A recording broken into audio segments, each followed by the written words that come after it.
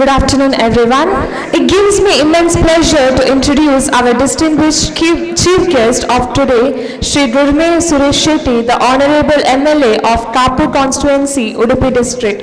A native of Kapur, Shri Gurme Suresh Shetty is son of late Shri Prabhakar Shetty, a respected businessman. He holds a Bachelor of Commerce degree from Veerashaiva College, Bellary. Before entering public life, he established himself as a successful entrepreneur. His professional experience combined with his passion for serving society paved the way for a meaningful journey in public service and leadership. As the elected representative of Kapur constituency, Shri Gurme Suresh Shetty sir has consistently worked towards the welfare and development of the region. He has been instrumental in bringing development initiatives through CSR support, advocating housing schemes for deserving families, and addressing key issues concerning education, healthcare, infrastructure, and land rights. His commitment to grassroots development, accessibility to the people, and dedication to public welfare have earned him the trust and admiration of the community. Through his vision and leadership, he continues to contribute towards the progress of Kapur and the overall development of Karnataka. Today, we are privileged to have us a leader who embodies dedication, service, and genuine commitment to the betterment of society. I request everyone to please join me in extending warm welcome to Shri Gurme Suresh Shetty. So, your presence among us is a source of inspiration and we are honored to welcome you to this occasion. Thank you. ಇದು ಗುರ್ಮೆ ಸುರೇಶ್ ಶೆಟ್ಟರು ಸ್ವಲ್ಪ ಬೇಗ ಹೋಗಲಿಕ್ಕೆ ಉಂಟು, ಅವರಿಗೆ ತುಂಬ ಎಡೆಬಿಡದ ಕೆಲಸಗಳಲ್ಲಿದ್ದಾರೆ, ಅದರಿಂದ ಅವರು address ಮಾಡಿ ತೆರಳ್ತಾರೆ. ಒಂದು ನೆನಪಿಟ್ಕೊಳ್ಳಿ, ಒಬ್ಬ MLAಗೆ ಕನಿಷ್ಠ 200ರಿಂದ 300 ಜನ ಮನೆಯಲ್ಲಿ ಬೆಳಗ್ಗೆ ಇರ್ತಾರೆ ಎಲ್ಲ ಕಡೆ.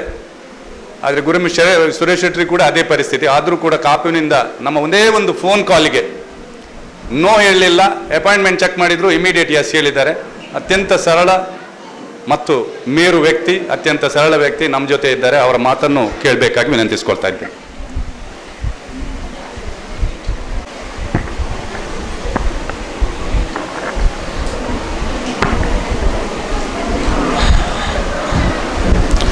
ಓಂ ಶ್ರೀ ಗುರುಭ್ಯೋ ನಮಃ. ನಿಟ್ಟೆ ಎಜುಕೇಷನ್ ಟ್ರಸ್ಟ್ನ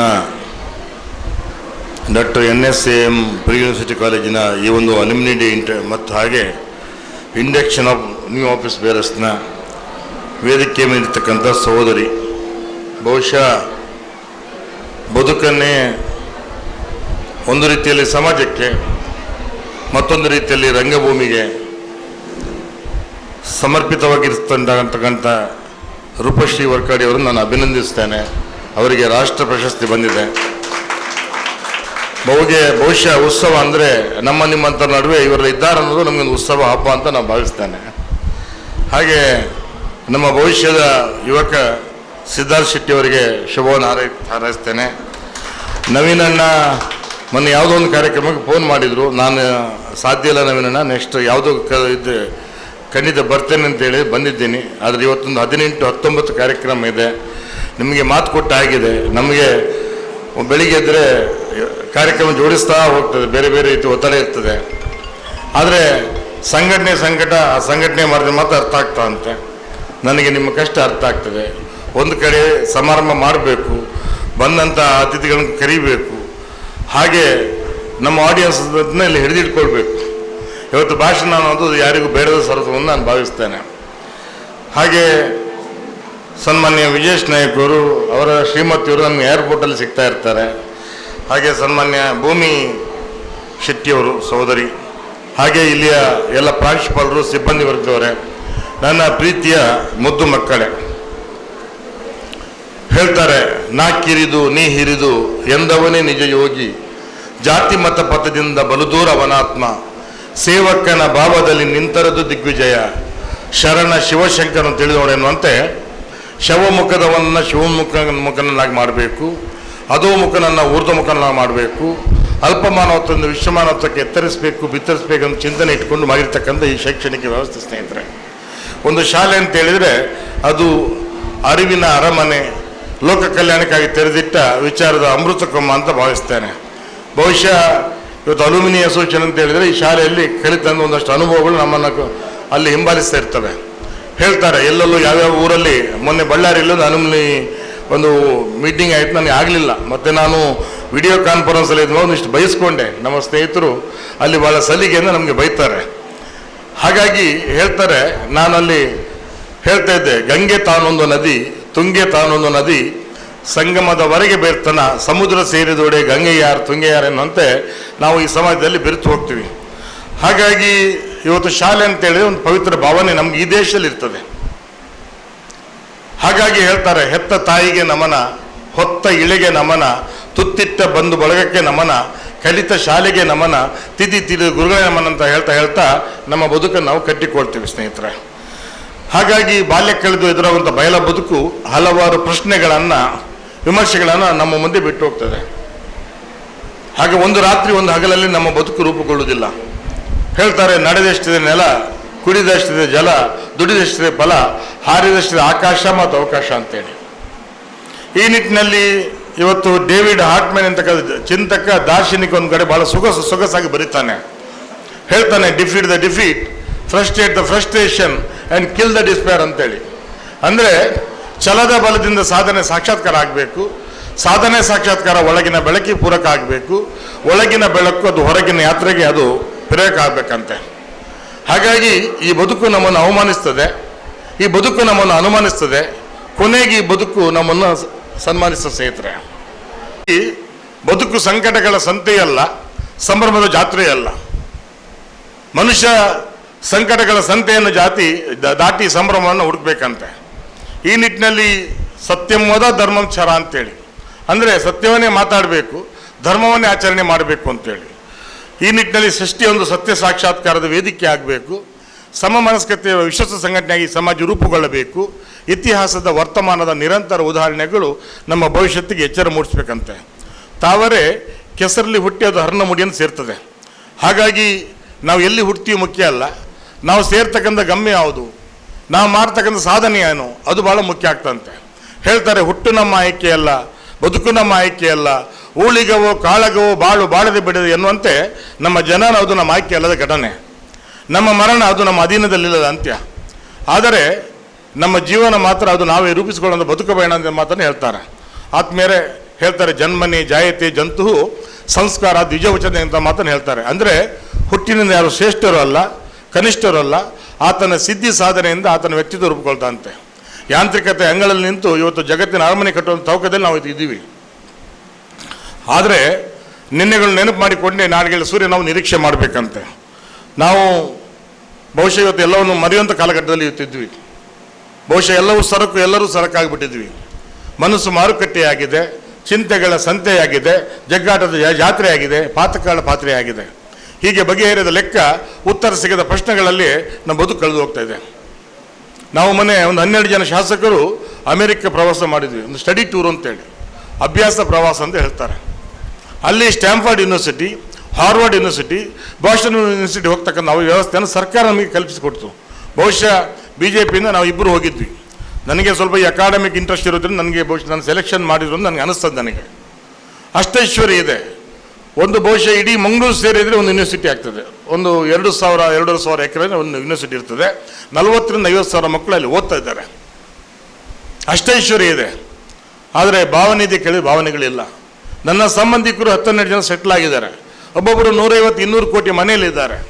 ನಾನು ಮನೆ ನಮ್ಮ ನವೀನ್ ಅಣ್ಣಂಗೆ ಹೇಳ್ತಾ ಇದ್ದೆ, ನಮ್ಮ ಸ್ನೇಹಿತರು 3 ದಿವಸ ನನಗೆ ಅಲ್ಲಿ ಬೇರೆ ಬೇರೆ ಕಡೆಗೆ ಅವರ ಸ್ವಂತ ಚಾರ್ಟ್ರಲ್ಲಿ ಫ್ಲೈಟಲ್ಲಿ ನನಗೆ ಸುತ್ತಾಡಿಸಿದ್ರು ಅಂತ ಹೇಳ್ತಿದ್ದೆ. ನಾನು ಅಲ್ಲಿಗೆ ಕಾಪು ಬಂದಿದ್ದರು, ನನ್ನ ರಿಸೋರ್ಟಲ್ಲಿದ್ದರು, 1-2 ದಿವಸ ಒಳ್ಳೆ ಊಟ ಮಾಡಿದರು. ಜಸ್ಟ್ ಒಂದು ಮಿಸ್ ಕಾಲ್ ಕೊಟ್ಟೆ, ಇಮಿಡಿಯೇಟ್ ಆ ಮನುಷ್ಯ ಎಷ್ಟು ಸ್ಪಂದನೆ ಅಂದರೆ ಸೀದಾ ಬಂದಿದ್ದಾರೆ.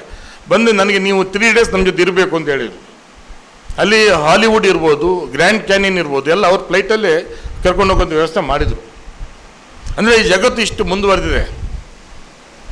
ಹಾಗಾಗಿ ಇವತ್ತು ಇಲ್ಲಿ ಏನಾಗ್ತದೆ, ಸಂಬಂಧಗಳ ಸಂಕೀರ್ಣತೆ, ಕೌಟುಂಬಿಕ ಶಿಥಿಲತೆ, ಭಾವನೆಗಳ ಯಾಂತ್ರಿಕತೆ, ಸಾಮಾಜಿಕ ಆರ್ಥಿಕ ಅಸಮಾನತೆ, ಹೀಗೆ ಮತ್ತೆ ಬಗೆಹರಿದ ಲೆಕ್ಕ ಉತ್ತರ ಸಿಗದ ಪ್ರಶ್ನೆಗಳಲ್ಲಿ ನಮ್ಮ ಬದುಕು ಕಳೆದು ಹೋಗ್ತೇವೆ. ಈ ನಿಟ್ಟಿನಲ್ಲಿ ಬದುಕೇ ಒಂದು ಪರೀಕ್ಷೆ ಅಲ್ವಾ? ಬದುಕು ಹಲವು ರೀತಿಯಲ್ಲಿ ಪರೀಕ್ಷೆ ಮಾಡ್ತಾ ಸ್ನೇಹಿತರೆ. ಹಾಗಾಗಿ ಹೇಳ್ತೇನೆ, ಪರೀಕ್ಷೆ ಸೋತ್ರೆ ಚಿಂತೆ ಇಲ್ಲ, ಬದುಕಲ್ಲಿ ಸೋಲ್ಬಾರ್ದು. ಮೋಸ ಮಾಡಿ ಗೆಲ್ಲುವುದಕ್ಕಿಂತ ಪ್ರಾಮಾಣಿಕವಾಗಿ ಸೋಲುವುದನ್ನು ನಾವು ಕಲಿಯಬೇಕಂತೆ ಆತ್ಮೀಯರೇ. ಹಾಗಾಗಿ ಧರ್ಮದ ಬಿಗಿ, ಕರ್ಮದ ಕಟ್ಟು, ಭಕ್ತಿಯ ಬಲ, ನೀತಿಯ ನೆಲೆ ಬದುಕಿಗೆ ಪೂರಕವಾಗಿ ಸ್ಪಂದಿಸಿದಾಗ ಆಗ ಬದುಕು ಭಾವಗೀತೆ ಆಗ್ತಂತೆ. ಅರ್ಜುನ ಕೃಷ್ಣ ಪರಮಾತ್ಮ ಕೇಳ್ತಾನೆ, ಪಾಪಾಚರಣೆಗೆ ಪ್ರೇರಣೆ ಏನು ಅಂತೇಳಿ. ಕಾಮ ಏಷ, ಕ್ರೋಧ ಏಷ, ರಜೋಗುಣ ಸಮುದ್ಭವ ಅಂತೇಳಿ. ಅಂದರೆ ರಾವಣನ ಹೆಣ್ಣಿನ ಮೇಲಿನ ಒಂದು ವ್ಯಾಮೋಹ, ದುರ್ಯೋಧನ ಮಣ್ಣಿನ ಮೇಲಿನ ವ್ಯಾಮೋಹ ಸರ್ವಸ್ವವನ್ನು ಕೊಚ್ಚಿಕೊಂಡು ಹೋಯ್ತು ಅಂತ ಹೇಳ್ತಾರೆ. ಹಾಗಾಗಿ ನಮಗೆ ಹೇಳ್ತಾರೆ, ದೇವರು ಕೊಟ್ಟ ಪ್ರಸಾದ ಈ ಬದುಕು. ನೀರಿನಿಂದ ಸ್ನಾನ ಮಾಡಿದವರು ಬಟ್ಟೆ ಬದಲಾಯಿಸಿದರೆ, ಬೆವರಿಂದ ಸ್ನಾನ ಮಾಡಿದವರು ಇತಿಹಾಸ ಬದಲಾಯಿಸ್ತಾರಂತೆ. ಹಾಗಾಗಿ ಹೇಳ್ತಾರೆ, ಒಂದು ನೀವು ವಿದ್ಯಾರ್ಥಿಗಳಿದ್ದೀರಿ, ಮೊನ್ನೆ ಉಡುಪಿನಲ್ಲಿ we are number 1 in the state PUC ಮತ್ತು ರಿವಿಷನ್ ಆದಮೇಲೆ ಇವನ್ SLCನಲ್ಲಿ we are number 1 in the state. ಭಾಳ ದೌರ್ಭಾಗ್ಯ ಅಂತ ಹೇಳಿದ್ರೆ, ಡ್ರಗ್ ಕನ್ಸಂಪ್ಷನಲ್ಲಿ, ಮಾದಕ ವ್ಯಸನದಲ್ಲಿ we are number 3 in the state. ನಾವು ಅದರ ಹಿಂದೆ ನಿರಂತರವಾದ ಕೆಲಸವನ್ನು ಮಾಡ್ತಿದ್ವಿ. ಇನ್ನು ಘೋರ ಅಂತ ಹೇಳಿದರೆ, ಆ ಡ್ರಗ್ಸ್ ಎಲ್ಲಿ ಸಿಗುತ್ತೆ ಅಂತ ಹೇಳಿದರೆ, ಚಾಕ್ಲೇಟ್ನ ರೂಪದಲ್ಲಿ, ಟ್ಯಾಬ್ಲೆಟ್ ರೂಪದಲ್ಲಿ ನಮ್ಮ ಕಾಲೇಜ್ ಕ್ಯಾಂಪಸ್ಸಲ್ಲಿ ಸಿಗುತ್ತೆ ಅಂತಕ್ಕಂಥ ಪೊಲೀಸ್ ಮಾಹಿತಿ ಇರ್ತಕ್ಕಂಥದ್ದು. ಒಂದು ತಿಳ್ಕೊಳ್ಳಿ ಮಕ್ಕಳೇ, ನಾನು 2 ಗಂಡು ಮಕ್ಕಳು ಇಂಜಿನಿಯರಿಂಗ್ ಓದಿದ್ದಾರೆ, 2 ಗಂಡು ಮಕ್ಕಳ ತಂದೆಯಾಗಿ ಹೇಳ್ತೇನೆ, ಒಂದು ಸಲ ನೀವು ಅದಕ್ಕೆ ಹೋಗ್ಬಿಟ್ರೆ ಯು ಕೆನಾಟ್ ಕಮ್ ಬ್ಯಾಕ್. ಸಾಮಾಜಿಕ ವ್ಯವಸ್ಥೆಗೆ ನಾನು ಬಂದ ಮೇಲೆ ಈ ಥರದ 106 ಉದಾಹರಣೆ ಕೇಳಿದ್ದೀನಿ. ಒಳ್ಳೆಯ ಮಕ್ಕಳು ಅಳ್ತಾರೆ, ಬಿಡ್ಲಿಕ್ಕೆ ಆಗೋದಿಲ್ಲ ಅಂಕಲ್ ಅಂತಾಳೆ, ಅಮ್ಮ ಅಳ್ತಾರೆ, ತಂದೆಗೆ ಹಿಂಸೆ ಕೊಡ್ತಾ ಇದ್ದೀನಿ, but I cannot come out from this problem ಅಂತ ಹೇಳ್ತಾರೆ. ಒಂದು ಸಲ ಒಂದು ಅಭ್ಯಾಸ ಕಲಿಯುವಂಥದ್ದು ಭಾಳ ಸುಲಭ, ಬಿಡುವಂಥ ಭಾಳ ಕಷ್ಟ. ಪಾನ್ಪರ ಆಗಿರ್ಬೋದು, ಮದ್ಯಪಾನ ಇರ್ಬೋದು, ಸಿಗರೇಟ್ ಇರ್ಬೋದು, ಬೀಡಿ ಇರ್ಬೋದು, ಅಥವಾ ಚರಸ್ ಇರ್ಬೋದು, ಗಾಂಜಾ ಇರ್ಬೋದು. ಒಂದು ಸಲ ನಾವು ಹುಡುಗಾಟಿಗೆ ತೊಗೊಂಡಿರ್ತೀವಿ, ಮತ್ತೆ ಹೊರಗಡೆ ಬರಲಿಕ್ಕೆ ಭಾಳ ಕಷ್ಟ ಆಗ್ತದೆ. ಆ ನಿಟ್ಟಿನಲ್ಲಿ ಖಂಡಿತವಾಗಿ ನಮ್ಮನ್ನು ನಾವು ಕಾಪಾಡ್ಕೊಳ್ಬೇಕು. ಈ ಬದುಕು ಹೀಗಿರಲಿಲ್ಲ. 1648ರಲ್ಲಿ ಗೋವಿಂದ ವೈದ್ಯ ಅನ್ನೋ ಕವಿ ಒಂದು ಕಡೆ ಬರೀತಾನೆ, ಜಾತಿ ಸಂಕರವಿಲ್ಲ, ಜಡದೇಹಿಗಳಿಲ್ಲ, ನೀತಿಹೀನರಿಲ್ಲ, ಚೋರರಿಲ್ಲ, ದುರ್ಜನರಿಲ್ಲ, ಘಾತುಕರಿಲ್ಲ, ಈ ನಾಡಿನ ಪರಿ ಅದಿಂತು ಬಣ್ಣಿಸಲಿ ಅಂತ ಮಾತನ್ನು ಕವಿ ಆ ಕಾಲಘಟ್ಟ ಬರೀತಾನೆ. ಇವತ್ತು ನೇತ್ರಾವತಿಯಲ್ಲಿ ಭಾಳಷ್ಟು ನೀರು ಹರಿದು ಹೋಗಿದೆ, ಹಲವಾರು ತಲೆಮಾರುಗಳು ಉಳು ಹೋಗಿದೆ ಸ್ನೇಹಿತರೆ. ಒಂದು ರೀತಿಯಲ್ಲಿ ನೀತಿ ಇಲ್ಲದ ವ್ಯಾಪಾರ, ಶೀಲವಿಲ್ಲದ ಶಿಕ್ಷಣ, ತತ್ವರಹಿತ ರಾಜಕಾರಣ, ಮಾನವೀಯತೆರಹಿತ ವಿಜ್ಞಾನ. ಹಾಗಾಗಿ ಇವತ್ತು ಹೇಳ್ತಾರೆ, ಪದವಿಗಾಗಿ ಓದು, ಉದ್ಯೋಗಕ್ಕಾಗಿ ಪದವಿ, ಅನ್ನ ಅರ್ಥಗಳಿಗಾಗಿ ಉದ್ಯೋಗ, ಇದರ ನಡುವೆ ಏನಾದರೂ ಆಗು ಮೊದಲು ಮಾನವನಾಗು ಅಂತ ಮಹಾಮಂತ್ರವನ್ನು ಎಲ್ಲೊಂದು ಕಡೆ ಮರ್ತೇ ಬಿಡ್ತಿದ್ವಲ್ಲ. ಹಾಗಾಗಿ ರಸ್ತೆ, ಸೇತುವೆ, ಆಸ್ಪತ್ರೆ, ಶಾಲೆ ಜೊತೆಯಲ್ಲಿ ಸಂತುಲಿತಗೊಂಡ ಮಾನವ ಸಂಪನ್ಮೂಲ ಅದು ಈ ದೇಶದ ಬಹಳ ದೊಡ್ಡ ಆಸ್ತಿ ಅಂತೆ. ತಾವರೆ ಕೆಸರಲ್ಲಿ ಹುಟ್ಟಿ ಅದು ಹರಣ ಮುಡಿಯನ್ನು ಸೇರ್ತದೆ. ಹಾಗಾಗಿ ನಾವು ಎಲ್ಲಿ ಹುಟ್ಟಿದೆ ಮುಖ್ಯ ಅಲ್ಲ, ನಾವು ಸೇರ್ತಕ್ಕಂಥ ಗಮ್ಯ ಯಾವುದು ಅದು ಬಹಳ ಮುಖ್ಯ ಆಗ್ತದಂತೆ. ಮನುಷ್ಯ 2 ಸಂದರ್ಭಗಳಲ್ಲಿ ತನ್ನ ಬದುಕಿನ ಸಾರ್ಥಕ್ಯದ ಗಳಿಗೆಯನ್ನು ಅನುಭವಿಸ್ತಾನಂತೆ. ಗುರುವಾದವನು ತಾನು ನಿಕ್ಷೇಪಿಸಿಬಿಟ್ಟಂಥ ವಿದ್ಯೆಯಿಂದ ತನ್ನ ಶಿಷ್ಯನಾದವನು ತನ್ನ ಕಣ್ಣ ಮುಂದೆ ಬೆಳಗಿದಾಗ, ಸಾರ್ಥಕ್ಯವನ್ನು ಕಂಡಾಗ ಆ ಗುರುಗಳು ತನ್ನ ಬದುಕಿನ ಸಾರ್ಥಕ್ಯದ ಗಳಿಗೆಯನ್ನು ಅನುಭವಿಸ್ತಾರಂತೆ. ತನ್ನ ಮಗ ಅಥವಾ ಮಗಳು ತನಗಿಂತ ಎತ್ತರಕ್ಕೆ ಬೆಳೆದಾಗ, ತನಗಿಂತ ಹೆಚ್ಚಿನ ಮಾನ ಸನ್ಮಾನಕ್ಕೆ ಭಾಜನರಾದಾಗ ಆ ತಂದೆ ತಾಯಿ ತಮ್ಮ ಬದುಕಿನ ಸಾರ್ಥಕ್ಯದ ಗಳಿಗೆಯನ್ನು ಅನುಭವಿಸ್ತಾರಂತೆ. ಹೇಳ್ತಾರೆ, ಬದುಕು ವ್ಯರ್ಥ ಆಗಬಾರ್ದಲ್ಲ. ಹೇಳ್ತಾರೆ, ಹಗಲು 4 ಜಾವ ವ್ಯಸನಕ್ಕೆ ಕುದಿಯುವರು, ಇರುಳು 4 ಜಾವ ಅಶನಕ್ಕೆ ಕುದಿಯುವರು, ಆಗ ಸರ್ ನೀನೊಳಗಿದ್ದು ಬಾಯಾರಿ ಸತ್ತಂತೆ ತಮ್ಮೊಳಗಿರುವ ಮಹಾಘನವನ್ನು ಅರಿಯರು ಅಂತಕ್ಕಂಥ ಮಾತನ್ನು ಇವತ್ತು ಹೇಳ್ತಾರೆ. ಹೀಗಾಗಿ ನಯತಿ ಜೀವನಂ ಅಂತ ಹೇಳ್ತಾರೆ. ಅಂದರೆ ಎಲ್ಲರ ಬದುಕೊಂದು ಯಾತ್ರೆ ಅಂತೆ. ಅಂದರೆ ತಲೆ ಹೋಗುವ ದಾರಿ ನಿರ್ಧರಿಸಬೇಕು, ಮನಸ್ಸು ಒಪ್ಪಬೇಕು, ಶಾಸ್ತ್ರ ಸಮಸ್ಯೆ ಬೇಕು, ಗುರು ಹಿರಿಯರು ಕೈ ಹಿಡಿದು ಮುನ್ನಡೆಸಬೇಕಂತೆ. ಬದುಕು ಅಂತ ಹೇಳಿದರೆ ಖಂಡಿತವಾಗಿಯೂ ನನಗೂ ತುಂಬ ಒತ್ತಡ ಇರ್ತದೆ. ಬೆಳಿಗ್ಗೆ 200-300 ಜನ ಮನೆಯಲ್ಲಿರ್ತಾರೆ, ಎಲ್ಲರ ಸಮಸ್ಯೆಗಳು ನಮ್ಮ ಮೇಲೆ ತರ್ತಾರೆ. ಆದರೆ ಭಗವಂತ ಒಂದು ಅವಕಾಶ ಕೊಟ್ಟು ನೋಡ್ತಾನೆ. ನಮ್ಮ ತಾಯಿ ನನಗೆ ಬೆಳಿಗ್ಗೆ ಎದ್ದಾಗ ಇಷ್ಟೇ ಮಾಡ್ತಿದ್ದು, ದೇವರ ಮುಂದೆ ನಿಲ್ಲಿಸಿ, ಆದರೆ ಈ ಕೈಯಲ್ಲಿ ಒಳ್ಳೆ ಕೆಲಸ ಮಾಡಿಸು, ಕೆಟ್ಟ ಕೆಲಸ ಮಾಡಿಸ್ಬೇಡ, ನಾಲಿಗೆಯಲ್ಲಿ ಒಳ್ಳೆ ಮಾತು ಬರಲಿ, ಕೆಟ್ಟ ಮಾತು ಬರಬಾರ್ದು, ತಲೆಯಲ್ಲಿ ಒಳ್ಳೆ ಯೋಜನೆ ಬರಲಿ, that is good thinking and good planning, ಕೆಟ್ಟ ಯೋಚನೆ ಬರಬಾರ್ದು ಭಗವಂತ ಅಂತೇಳಿ ಪ್ರಾರ್ಥನೆ ಮಾಡಿಸಿದರು. ನೀವು ಇಷ್ಟನ್ನು ಮಾಡಿ ಸ್ನೇಹಿತರೆ, ಹೆವೆನ್ ವಿಲ್ ನಾಕ್ ಯುವರ್ ಡೋರ್, ಸ್ವರ್ಗ ಬಂದು ನಿಮ್ಮ ಬಾಗಿಲನ್ನು ಬಡಿತದೆ. Nothing is impossible. I came from a very ordinary family. I didn't have any godfather in my political life or in my personal life. ಹಾಗಾಗಿ ನಾನು 45 ವರ್ಷದಿಂದ ಬಳ್ಳಾರಿಗೆ ಹೋಗುವಾಗ ಕೇವಲ ಒಂದು ಜೊತೆ ಬಟ್ಟೆಯಿಂದ ನಾನು ಬಳ್ಳಾರಿ ಹೋದಂಥವನು. ನಮ್ಮ 40 ಎಕರೆ ಹೊಲ ಹೋಯಿತು ಲ್ಯಾಂಡ್ ರಿಫಾರ್ಮ್ ಆ್ಯಕ್ಟಲ್ಲಿ. Overnight we are thrown to the street. ನಾವು ಬೀದಿಗೆ ಬಿದ್ದಿದ್ವಿ ನಾವು. I was in 7th standard then. ಹಾಗಾಗಿ ಬದುಕನ್ನು ಹುಟ್ಟಿಕೊಂಡು ನನಗೆ ಬಳ್ಳಾರಿ ಹೋದಂಥವನು. 30 ವರ್ಷ ನನಗೆ ಅನ್ನ ಅರಿವಿ ಆಶೆ ಕೊಟ್ಟಂಥ ಊರು ಬಳ್ಳಾರಿ. ನಾವು ನಮ್ಮ ಗೆದ್ದ ಕಥೆಯನ್ನಲ್ಲ, ನಮ್ಮ ಸೋತ ಕಥೆಯನ್ನು ಹೇಳ್ತಾ ಹೇಳ್ತಾ ನಿಮ್ಮನ್ನು ಗೆಲುವಿನ ಕಡೆ ಮುಖ ಮಾಡಿ ನಿಲ್ಲಿಸಬೇಕು. ಮೊನ್ನೆ ನಮ್ಮ ಊರಲ್ಲಿ ಒಂದು ಮಗು 36,000 ಮೊಬೈಲ್ ಬೇಕು ಅಂತ ಅವ್ರ ತಂದೆಯನ್ನು ಕೇಳಿದೆ. ಅಪ್ಪ ಹೇಳಿದ್ದಾರೆ 24,000 ರೂಪಾಯಿ ಇದೆ, ಬರೋ ವರ್ಷ ಅದನ್ನು ಕೊಡಿಸ್ತೀನಿ ಮಗು ಅಂತ ಹೇಳಿದ್ದಾರೆ. ಅಷ್ಟಕ್ಕೆ ಈ ಕಮಿಟೆಡ್ ಸೂಸೈಡ್. ಆ ಮಗು ಆತ್ಮಹತ್ಯೆ ಮಾಡ್ಕೊಂಡ್ಬಿಟ್ಟಿದೆ. ಕ್ಷಣಾರ್ಧದಲ್ಲಿ ಆ ಮನೆ ಮಸಣ ಆಗಿದೆ ಸ್ನೇಹಿತರೆ. ಅವ್ರ ತಂದೆ ಹೇಳ್ತಾ ಇದ್ರು, ಸಾಲ ಮೂಲ ಮಾಡಿ ಕೊಡ್ತಿದ್ನಲ್ಲ ಮಗ, ಯಾಕೆ ಈ ದಾರಿ ಇಟ್ಕೊಂಡೆ ಅಂತೇಳಿ. ಬಹುಶಃ ಇದು ಬದುಕಲ್ಲ. ಹಾಗಾಗಿ ಇವತ್ತು ಹೇಳ್ತಾರೆ, ತಾಳುವಿಕೆಗಿಂತ ತಪವಿಲ್ಲ, ಕಷ್ಟ ಬಂದರೆ ತಾಳು, ನಿಷ್ಠುರದ ನುಡಿ ತಾಳು, ನೆಟ್ಟ ಸಸಿ ಫಲ ಬರುವಂದದಿ ತಾಳು, ಕಟ್ಟು ಬುತ್ತಿಯ ಮುಂದೆ ಉಣಲುಂಟು ತಾಳುವೆನಂತೆ ದೈರ್ ಇಸ್ ಟುಮಾರೋ. ಹಾಗಿದ್ರೆ ನಾನು ಬದುಕಲ್ಲಿ 10 ಸಲ ಸೋತು 11 ಸಲ ಗೆದ್ದಂಥವನು. ರಾಜಕಾರಣದಲ್ಲಿ ಕೇವಲ ಜೈಕಾರ ಮಾತ್ರ ಅಲ್ಲ, ಧಿಕ್ಕಾರ ಕೂಡ ಕೂಗ್ತಾರೆ.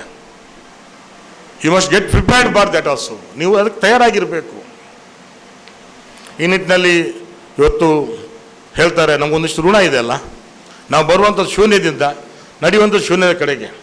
ಅದ್ರ ನಡುವೆ ಮಾತೃಋಣ, ಪಿತೃಋಣ, ದೈವಋಣ, ಸಮಾಜ ಋಣ, ಆಚಾರ್ಯ ಋಣ ಅಂತೇಳಿ ಹೇಳ್ತಾರೆ. ಜನ್ಮವಿತ್ತವರಾರು, ಅನ್ನವಿತ್ತವರಾರು, ಅರಿವ ನಿನಗುಣಿಸಿ ಸಾಕಿ ಸಲಹಿದವರಾರು, ನಿನ್ನ ಸುಖ ಸಂಚಯಕ್ಕೆ ಬೆವರ ಸುರಿಸಿದವರಾರು, ನೀನು ಸುಖದ ಋಣದ ಸರಮಾಲೆ ತಿಳಿದು ಅನ್ನೋದು ಮಾತನ್ನು ಹೇಳ್ತಾರೆ.